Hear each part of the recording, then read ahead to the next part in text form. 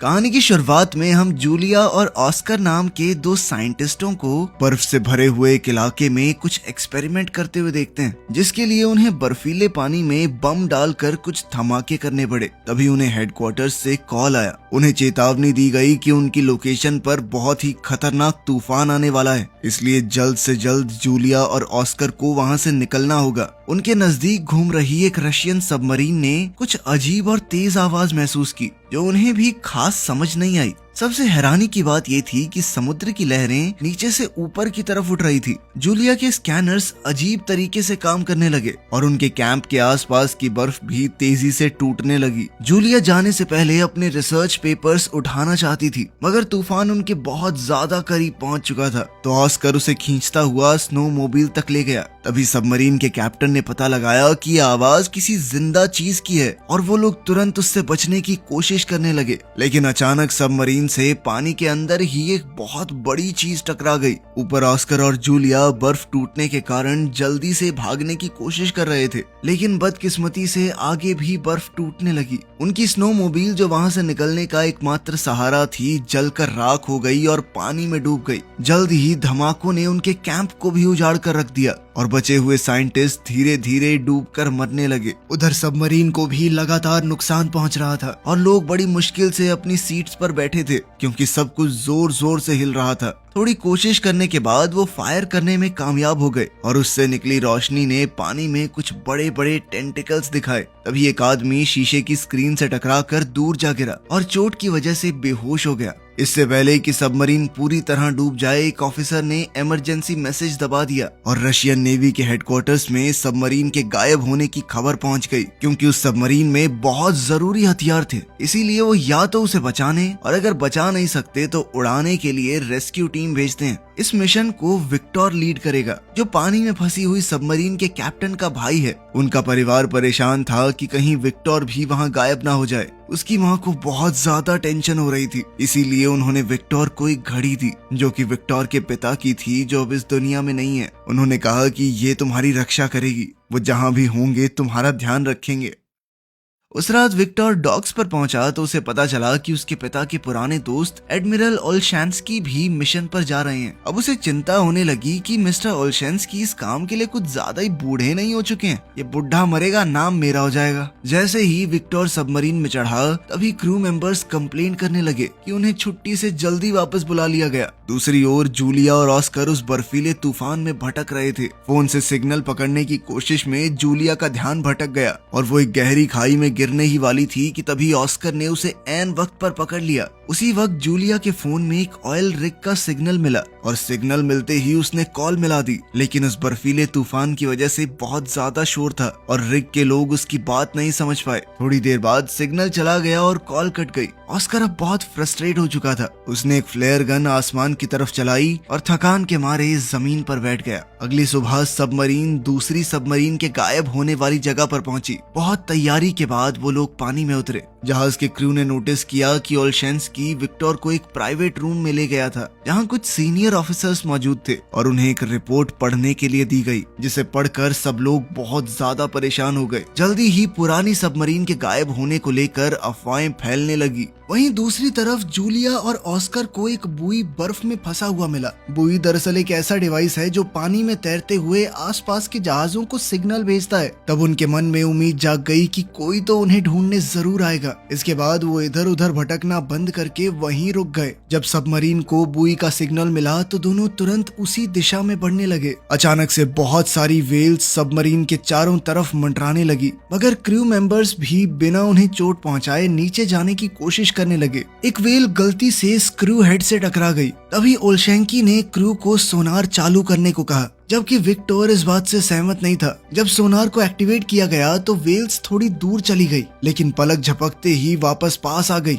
Crew को कुछ भी समझ नहीं आ रहा था कि आखिर ये क्या हो रहा है। पर तभी अचानक से सभी वेल मछलियां वहां से चली गई। पता चला कि उस एरिया में एक लो फ्रीक्वेंसी की आवाज आ रही है और अचानक ही समुद्र का निचला हिस्सा ऊपर उठ रहा है। तभी अचानक अंधेरे में एक बड़ा सा टेंटिकल हिलने लगा और सिर्फ अपने एक ही वार से उसने उसने व्हेल को मार डाला। सबमरीन के क्रू को तो ये आवाज सुनाई नहीं दे रही थी। तभी उनका रेडार सिग्नल देने लगा कि एक बहुत बड़ा जीव उनकी सबमरीन से टकराने वाला है। ओल्शेंस्की को लगा कि शायद किसी दुश्मन का जहाज आ रहा है, इसीलिए उसने क्रू मेंबर्स को फायर करने का ऑर्डर दिया। लेकिन विक्टर को ये ऑर्डर सही नहीं लगा, इसीलिए उसने क्रू को जल्दी से छुप जाने को कहा। सबमरीन बर्फ की दीवार में क्रैक के अंदर चली गई। जब भी सबमरीन बर्फ से टकराती तो हिलने लगती और रेडार की आवाज भी और तेज होती जा रही थी, जिससे हेडफोन्स लगाए हुए लोगों के कान दर्द करने लगते हैं। जैसे ही वो अजीब दुश्मन उनका पीछा करता है, क्रू को सबमरीन रोकनी पड़ी क्योंकि एक दीवार ने उनका रास्ता रोक लिया था। खुशी की बात ये थी कि उनका पीछा करने वाला वो अनजान दुश्मन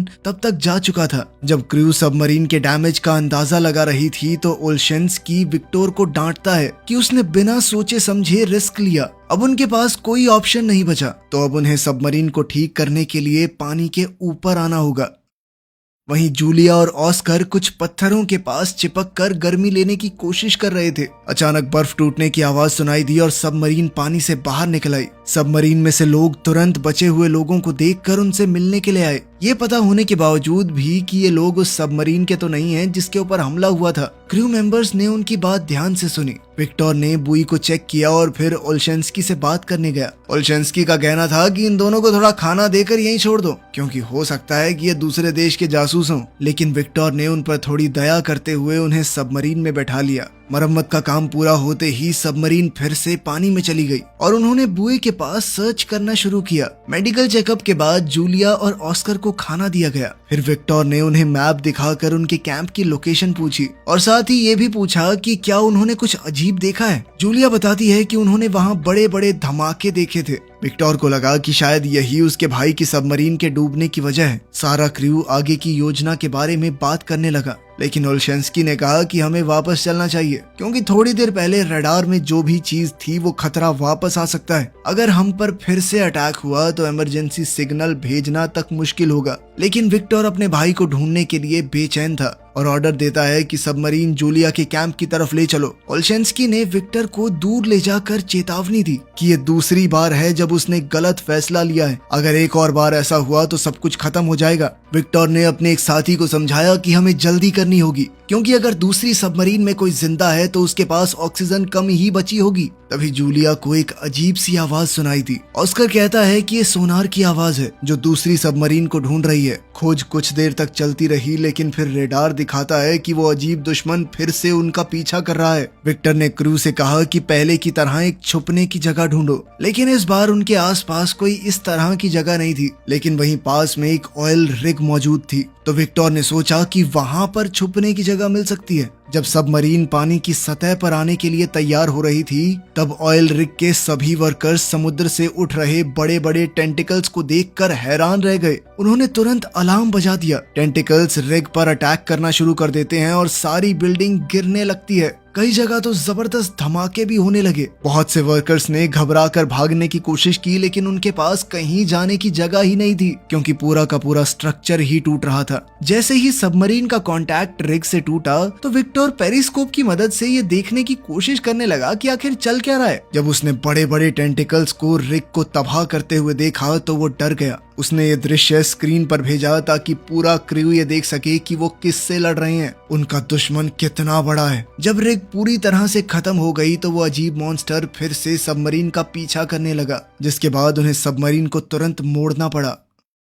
ओल्शेंस्की सोचने लगा कि विक्टर का क्रू को वो बड़ा सा मॉन्स्टर दिखाना उसकी तीसरी गलती थी और उसने सीधे तौर पर कहा कि अब से लीडरशिप मैं संभालूंगा। उसने जल्दी से कहा कि 2 टॉर्पीडो इसके ऊपर दाग दो और वो सीधा टारगेट को जाकर लगे। इस पर ओल्शेंस्की ने कहा कि ऐसे किया जाता है काम, लेकिन उसका चेहरा मरे हुए फूल की तरह मुरझा गया जब एक ऑफिसर कहता है कि दुश्मन अब भी जिंदा है और अब और गुस्से में आगे बढ़ रहा है और टॉर्पीडोज छोड़े जाते हैं। एक और धमाका होता है, मेन टारगेट को फिर से लगता है, लेकिन ये भी उस बड़े से मॉन्स्टर को मारने के लिए काफी नहीं था। मॉन्स्टर सबमरीन का पीछा करता रहता है और ओल्शेंस्की डर के मारे कुछ नहीं कर पाता। तब विक्टर ने फिर से कमान संभाली और क्रू से कहा कि जितना हो सके सबमरीन को तेज भगाओ। वो लोग उस मॉन्स्टर के ज्यादातर अटैक्स से बच गए, लेकिन एक टेंटिकल सबमरीन को लगा जिससे सबमरीन को थोड़ा नुकसान तो पहुंचा। वहां पर काम कर रहे लोगों को भी बहुत चोट आई। विक्टर का भी सर टकरा गया और उसे चक्कर आने लगे। कुछ कंप्यूटर्स में शॉर्ट सर्किट हो जाते हैं और एक कंप्यूटर तो एक आदमी के ऊपर गिर गया। सबमरीन डूबने लगती है और वो मॉन्स्टर इस मौके का फायदा उठाकर एक और जोर का हमला करता है। अचानक से मिसाइल वाले कंपार्टमेंट में धमाका हो गया।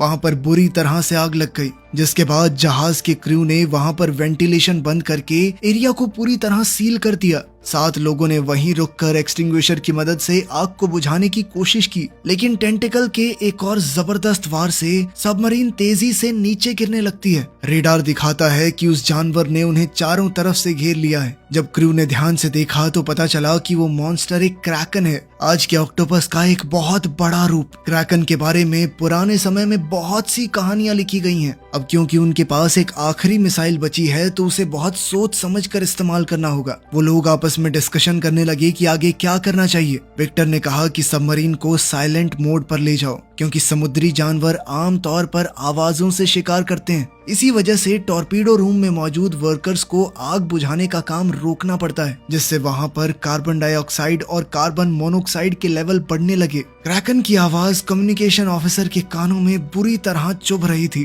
टॉर्पीडो वाले कमरे में मौजूद लोग सोचने लगते हैं कि क्या हम ऐसे ही मर जाएंगे, लेकिन खुशकिस्मती से विक्टर का प्लान काम करने लगा और वो क्रैकन वहां से दूर चला गया। अब वो लोग दोबारा से अपने काम पर लग सकते हैं, लेकिन तब तक आग इतनी ज्यादा फैल चुकी थी कि थोड़े से एक्सटिंग्विशर से बुझाना पॉसिबल ही नहीं था। कुछ लोग आग से जलने लगे और तभी विक्टर ने सबको कहा कि कंपार्टमेंट खाली कर दो, जो चीज जल रही है जलने दो, बस अपनी जान बचाओ। कुछ ऑफिसर जब फायर एरिया से बाहर निकल रहे थे तो वो बुरी तरह से घायल हो गए, लेकिन बाकी के क्रू ने उन्हें दरवाजे के पार ले आने में उनकी मदद की। आखिरी सेकंड में दरवाजा बंद कर दिया गया ताकि आग बाकी हिस्सों तक ना पहुंच सके। टॉर्पीडो कंपार्टमेंट का प्रेशर कंट्रोल करके आखिरकार आग बुझा दी जाती है। ये वहां पर लोगों के होते हुए नहीं किया जा सकता था। इसके बाद जो लोग अभी भी ठीक थे उन्हें रिपेयर का काम दे दिया गया और जो लोग घायल थे उन्हें इन्फर्मरी या उनके कमरों में भेज दिया गया। ऑस्कर और जूलिया ने उनकी चोटों का इलाज करने में मदद की, जिससे क्रू उन पर भरोसा करने लगा। बाद में विक्टर क्रू से उनके विचार पूछता है कि अब क्या करना चाहिए। सभी कहते हैं कि हमें वापस जाना चाहिए, क्योंकि हमें दूसरी सबमरीन की लोकेशन का कुछ नहीं पता और क्रैकन से बचने के लिए कोई सुरक्षा नहीं है हमारे पास। ओल्शेंस्की ने विक्टर को याद दिलाया कि तुम्हारे पिता एक हीरो थे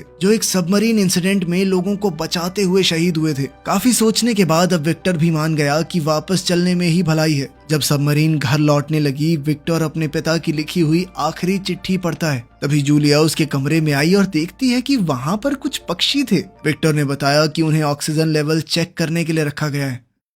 जूलिया ने उससे एक मैप मांगा और सभी लोकेशंस दिखाई जहां पर उन्होंने क्रैकन को देखा है और अपने कैंप की भी लोकेशन बताई। वो कहती है कि पुरानी कहानियों के हिसाब से इस जानवर ने पहले भी कई जहाजों पर हमला किया है, लेकिन फिर अचानक ही वो गायब हो गया। इसीलिए कई साइंटिस्ट मानते थे कि क्रैकन किसी गहरी नींद में चला गया है। जूलिया ने बताया कि हमने जिन धमाकों का इस्तेमाल किया था शायद वो क्रैकन के छुपे हुए घर पर लगा दिए, इसी वजह से शायद वो जाग गया है। अगर सबको जिंदा रहना है तो उन्हें सोनार बंद करना होगा, वरना वो उनके पीछे दोबारा आ जाएगा। क्योंकि जूलिया क्रैकन के बारे में इतने अच्छे से जानती है तो विक्टर ने उससे पूछा कि तुम्हें कोई आइडिया है मेरे भाई की सबमरीन कहाँ हो सकती है। जूलिया ने समझाया कि ऑक्टोपस अपने शिकार को खींचकर अपने घर में ले जाते हैं और वो जगह उनके कैंप के आसपास ही होनी चाहिए। तभी उनकी बातचीत एक ऑफिसर के आने से रुक गई। ऑफिसर ने कहा कि हमें एक क्लू मिला है। वो साइलेंट मोड के समय की रिकॉर्डिंग सुनाता है, जिसमें सबको सुनाई देता है कि कोई किसी मेटल पर बार बार ठक ठक कर रहा है। वो सिग्नल को ट्रैक करते हैं और ये कंफर्म होता है कि ये जूलिया के कैंप के पास से आ रहा है। इसका मतलब साफ था कि दूसरी सबमरीन में अभी भी कुछ लोग जिंदा हैं। विक्टर ने सबको बुलाया और कहा कि देखो, हमारे फौजी उस सबमरीन में बंद हैं, जिंदगी और मौत के बीच जूझ रहे हैं वो। अगर उन्हें हम नहीं बचाएंगे तो कौन बचाएगा? ये मत सोचना कि मैं सिर्फ अपने भाई के लिए वहां जाना चाहता हूँ। अगर तुम में से कोई भी वहां होता तो मैं एक आदमी के लिए भी यही करता।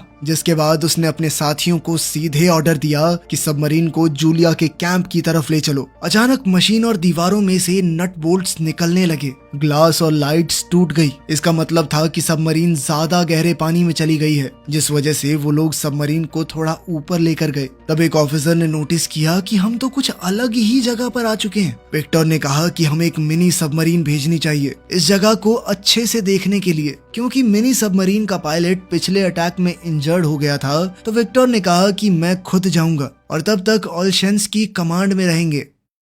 मिनी सबमरीन विक्टर और 2 ऑफिसर्स के साथ निकलती है। जैसे जैसे वो गहरे पानी में जा रहे थे, प्रेशर की वजह से उन्हें सबमरीन के मेटल से आवाजें सुनाई देने लगी, क्योंकि इतनी गहराई में वो पहली बार जा रहे थे। प्रेशर जल्दी ही उस सबमरीन के ऊपर असर डालने लगा, इसीलिए अगर उन्हें जल्दी जल्दी कुछ नहीं मिलता तो उन्हें वापस जाना पड़ेगा। तभी उन्हें कहीं से आवाज सुनाई दी। जब वो उस दिशा में गए तो पता चला कि वहाँ हजारों डूबे हुए जहाज थे। इसका मतलब है कि जूलिया की थ्योरी और कहानियां एकदम सच हैं। आखिरकार उन्हें दूसरी सबमरीन मिल गई और वो उसकी डैमेज को चेक करते हैं। खुशी की बात ये थी कि उसका आगे का हिस्सा अभी भी ठीक है। इसका मतलब है कि कुछ लोग वहाँ छुपे हो सकते हैं। उन्होंने इस मिनी सबमरीन को पुरानी सबमरीन से जोड़ने की कोशिश की, लेकिन इतने प्रेशर में ये कर पाना बहुत मुश्किल था। आखिरकार काफी कोशिशों के बाद उन्होंने कनेक्शन बना ही लिया। विक्टर ने डाइविंग सूट पहना और कनेक्शन की मदद से दूसरी सबमरीन में चला गया। हैच खोलने से पहले उसने नॉक किया और अंदर जाकर वो बहुत खुश हुआ, क्योंकि क्रू अभी भी जिंदा था,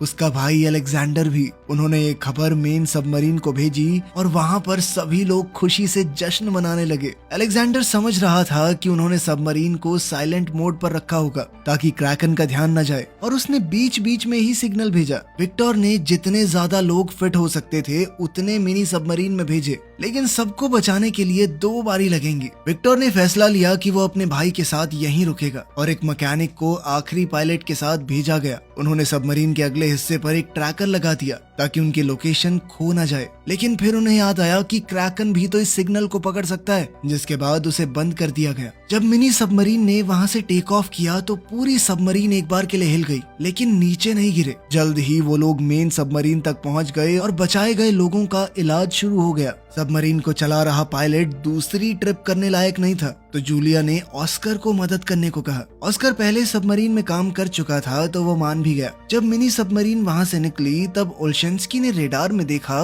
कि क्रैकन फिर से हिलना शुरू हो चुका है। दूसरी तरफ विक्टर और अलेक्जेंडर उन खतरनाक हथियारों को ढूंढने जाते हैं जो उनके सीनियर्स ने मांगे थे। उन्होंने डिस्ट्रॉयड एरिया में जाके तिजोरी से कोड निकाले, लेकिन जब उन्होंने कंप्यूटर में कोड डालने की कोशिश की तो सिस्टम ने काम नहीं किया। लेकिन विक्टर हार मानने को तैयार नहीं था और काफी सारे बटन्स दबाने के बाद कंप्यूटर ऑन हो गया। उन्होंने देखा कि ये हथियार अभी भी काम कर रहे हैं। उस हथियार में से निकलने वाले सिग्नल को मिनी सबमरीन ने पकड़ लिया और उस सिग्नल का पीछा करते हुए वहां पहुंच गए। लेकिन मेन सबमरीन में सब लोग डर चुके थे, क्योंकि क्रैकन उनके बहुत करीब आ चुका था। क्रू ने जल्दी से सबमरीन को समुद्र के निचले हिस्से में लैंड कर दिया और साइलेंट मोड में चले गए। क्रैकन ने एक बड़ा पत्थर सबमरीन पर फेंका, जिस वजह से सबमरीन को चोट लगी और पानी एक कंपार्टमेंट में घुसना शुरू हो गया और क्रूज डाउट में पड़ गया कि वो साइलेंट मोड कितनी देर तक रख पाएंगे। जल्द ही मिनी सबमरीन विक्टर की लोकेशन तक पहुंच गई और जब डॉकिंग हो रही थी तब गलती से ट्रैकर ऑन हो गया। क्रैकन मेन सबमरीन पर अटैक करने ही वाला था, लेकिन ट्रैकर का सिग्नल पाते ही वो अपनी गुफा की तरफ बढ़ा। ओलशेंस्की ने क्रू को ऑर्डर दिया कि जल्दी से इस मौके का फायदा उठाकर ऊपर चलो। इसी दौरान विक्टर पाइप के थ्रू हथियारों वाले कमरे तक पहुंचने की कोशिश कर रहा था, जो क्रैकन के हमले की वजह से ब्लॉक हो गया था। अलेक्जेंडर ने मिनी सबमरीन के डॉक की आवाज सुनी और अपने क्रू को जाने के लिए कहा, जबकि वो अपने भाई का इंतजार करने लगा। आखिरकार विक्टर हथियारों वाले कमरे में पहुंच गया और उसने मिसाइलों के अंदर कोड डालना शुरू कर दिया, जबकि अलेक्जेंडर कंप्यूटर में कोड डाल रहा था। हथियार लोड होने में थोड़ा टाइम लग रहा था। इसी बीच क्रैकन ने उन्हें ढूंढ लिया। सभी लोग उसके हमले के लिए मानसिक तौर पर तैयार थे। जब उसके टेंटिकल्स सबमरीन के चारों तरफ घूम रहे थे, दोनों भाई आपस में बात करते हैं और अपनी पुरानी लड़ाइयों के लिए एक दूसरे से माफी मांगते हैं। क्रैकन ने एक झटके में सबमरीन का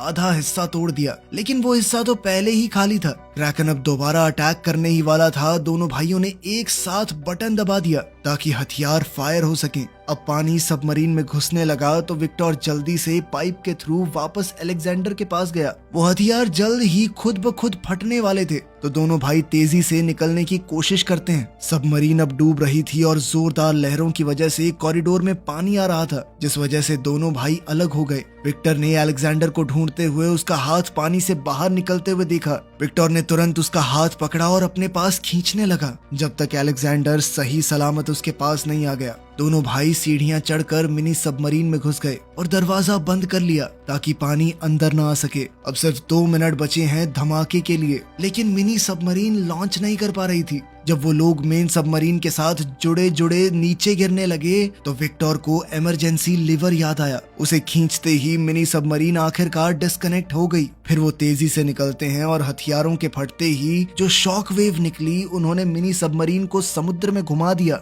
ऊपर मेन सबमरीन में सब लोग बस उनके सही सलामत ऊपर आने का इंतजार कर रहे थे। कुछ देर बाद सब लोगों के हौसले टूट ही रहे थे कि तभी पानी में कुछ बबल्स दिखने लगे। वो मिनी सबमरीन ही थी जो आखिरकार ऊपर आ चुकी थी। आखिरकार वो सभी लोग बच गए और दोनों भाई एक साथ अपनी माँ से मिले। वीडियो पसंद आई तो लाइक कर देना, चैनल को सब्सक्राइब कर लेना। मिलते हैं अगली वीडियो में।